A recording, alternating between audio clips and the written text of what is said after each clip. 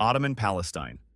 This conflict began when two people built their futures on the same land at the same time. You see, long before modern borders and checkpoints, the area known as historic Palestine sat inside the Ottoman Empire, with mostly Arabic-speaking Muslim and Christian communities living there, alongside smaller Jewish communities that had been there for centuries. Life wasn't perfect, but it was familiar. People farmed, traded, prayed, and raised families under an empire that had ruled the region for hundreds of years. Then the late 19th century brought a new kind of pressure. Jewish communities in Europe faced rising anti-Semitism, violence, and exclusion, and a growing political movement called Zionism argued that Jews needed a national home where they could live safely. That idea wasn't abstract for long. Jewish immigrants began arriving in Ottoman Palestine in waves, buying land, and creating new towns and agricultural settlements. For many Jews, it felt like a return. For many local Arabs, it looked like outsiders arriving with a plan. At first, the numbers were small, then the pace increased, especially in the early 1900s. The land purchases, the new institutions,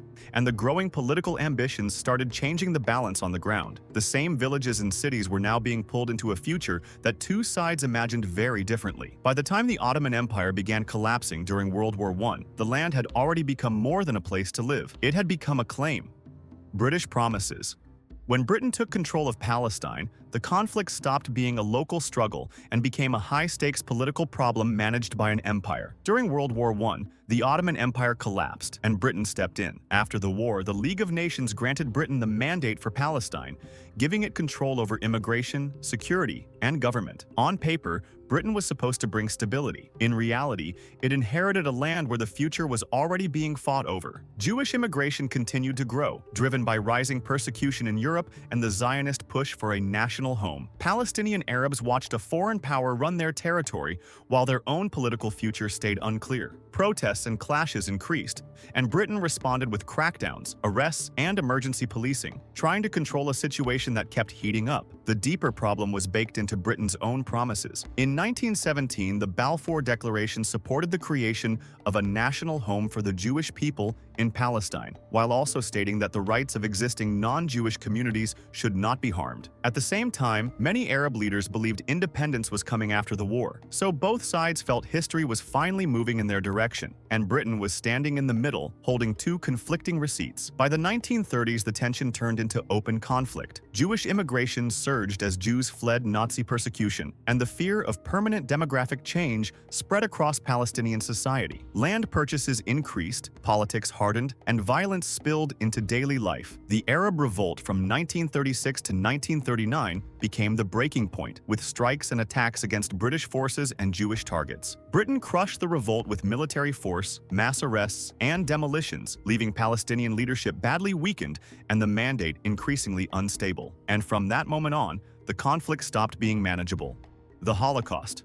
After World War II, the Palestine question stopped being a regional problem and became a global emergency. Europe had just witnessed the Holocaust, where Nazi Germany murdered 6 million Jews, and the survivors were left with nowhere safe to go. Many were displaced across the continent, living in camps, waiting for countries to take them in. For a lot of them, the idea of a Jewish homeland stopped sounding like politics and started sounding like survival. Britain was still in charge of Palestine, and it was stuck in a losing situation. Jewish immigration was restricted under the 1939 White Paper, which limited entry at the exact moment more Jews were trying to escape Europe. Jewish underground groups began attacking British targets, seeing Britain as the obstacle. Palestinian Arabs, on the other hand, feared that mass immigration would permanently erase their majority and their claim to self-rule. Britain was trying to control the territory with soldiers, checkpoints, and emergency laws, while pressure from both sides kept rising. For a while, Britain tried to hold the line. It detained Jewish immigrants who arrived illegally, including sending many to camps in Cyprus. It also cracked down on armed groups like Irgun and Lehi, while facing constant unrest across the mandate. The situation was expensive, violent, and politically humiliating. Even inside Britain, support for staying in Palestine was collapsing. Then the real shift happened. Britain stopped trying to solve it. In 1947, it handed the problem to the United Nations, effectively admitting it could no longer govern the territory without bleeding itself dry. The decision sounded diplomatic, but it was a retreat dressed up as paperwork. And when the referee walks off the field, the fight gets personal.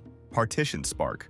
By 1947, the world wanted a solution, and Palestine was running out of time.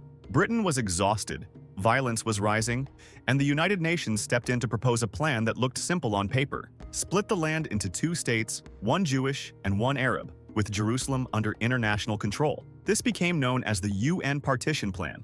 At first glance, it sounds like a clean fix. Two peoples, two states, problem solved. The reality was messier. Jewish leaders accepted the plan, seeing it as international recognition of a Jewish state after years of struggle and after the catastrophe of the Holocaust. Palestinian Arab leaders and the surrounding Arab states rejected it, arguing it was unfair to divide a land where Arabs were the majority and to give a large share to a community that had grown through recent immigration under foreign rule. That disagreement did not stay inside meeting rooms. Almost immediately, the mandate collapsed into civil war between Jewish and Arab communities. Armed groups began attacking convoys, neighborhoods, and strategic roads. Both sides carried out bombings and shootings, and civilians got caught in the middle. British forces were still present, but they were leaving, and their ability to control the violence was fading fast. Then came the moment that turned fear into flight. In April 1948, fighters from Irgun and Lehi attacked the village of Deir Yassin near Jerusalem, and over 100 villagers were killed. News of the massacre spread quickly across Palestinian communities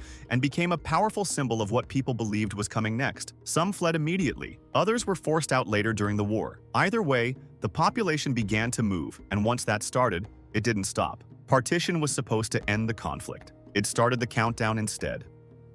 War and displacement. In less than 20 years, the Israel-Palestine conflict went from political arguments to full-scale wars that permanently reshaped the region. In May 1948, as the British mandate ended, Jewish leaders declared the creation of the State of Israel. Within hours, neighboring Arab states entered the fighting, and what had already become a violent civil conflict exploded into a regional war. Israel survived and won, and when the fighting ended in 1949, the map no longer resembled the UN partition plan. Israel controlled more territory than originally proposed, while the West Bank came under Jordanian control and Gaza was administered by Egypt. A Palestinian state still didn't exist, leaving Palestinians trapped in political limbo. The human cost hit immediately. Around 700,000 Palestinians became refugees during the 1948 war. Some fled active combat, others were expelled, and many expected to return once the fighting stopped. That return never came. Hundreds of villages were depopulated or destroyed, and Palestinian families scattered across Gaza, the West Bank, Jordan, Lebanon, Syria, and beyond. At the same time,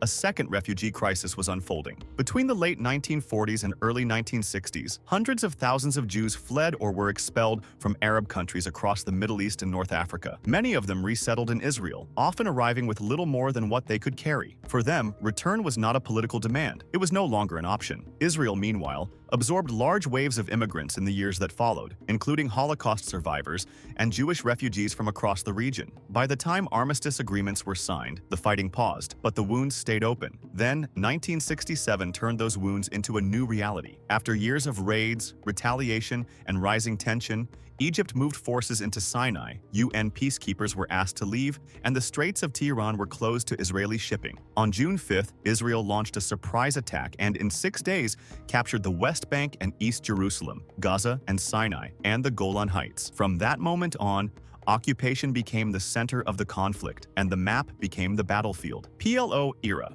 Now, the Palestine Liberation Organization became the main political umbrella for Palestinian nationalism, and under Yasser Arafat it grew into an international symbol of the Palestinian cause. Its most powerful faction, Fatah, focused on armed resistance, and cross-border attacks and Israeli reprisals became part of the conflict's rhythm. Israel argued these operations proved it was fighting terrorism. Palestinians argued resistance was the only language left when diplomacy kept failing. Then the conflict spilled into neighboring countries. In Jordan, clashes between Palestinian armed groups and the Jordanian government exploded into a violent crisis in 1970, known as Black September. Thousands were killed, and the PLO was pushed out of Jordan, relocating its base to Lebanon. Lebanon was already fragile, and the presence of heavily armed groups added gasoline to a fire that was already burning. From there, the violence became global news. The 1972 Munich Olympic attack by Black September brought worldwide attention and condemnation,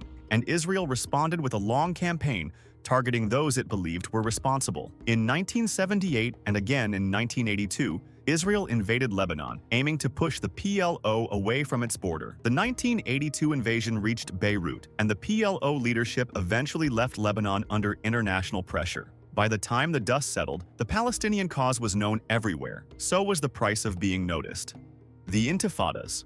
By the late 1980s, Palestinians in the West Bank and Gaza weren't waiting for armies to save them. They were living under occupation every day, watching settlements expand, watching checkpoints multiply, and watching politics move slowly while life stayed hard. That pressure didn't disappear. It piled up year after year, until it finally erupted from the ground level. You see, in December 1987, the First Intifada began. It started in Gaza and spread fast across the occupied territories. This uprising was built on protests, strikes, stone throwing, and civil resistance, and Israel responded with mass arrests, curfews, and military force. The images of young Palestinians confronting Israeli soldiers spread worldwide and shifted public attention back to the occupation itself. It also pushed Palestinian leadership toward negotiations, because the conflict was now burning in full view. That path led to the Oslo Accords in the 1990s. Israel and the PLO formally recognized each other, and the Palestinian Authority was created to govern parts of the West Bank and Gaza. For a moment,